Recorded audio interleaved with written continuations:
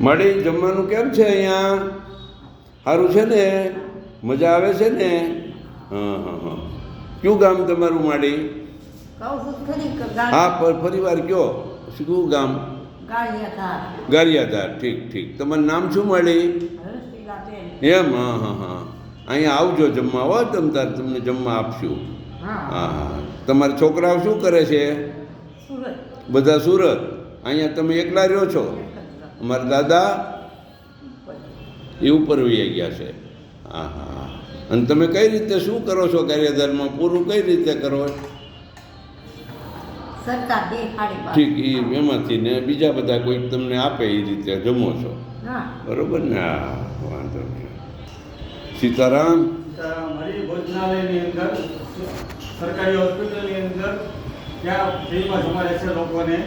અને આઈએસએફ દવાખાની પાછળ ભોજનાલય શરૂ થયું છે, 30 રૂપિયામાં ફિક્સ થાય છે. હા, તેમનું નામ ભગવાન ભોજનાલય. ભગવાન ભોજનાલય છે. અને જમવાનું ખૂબ સરસ છે.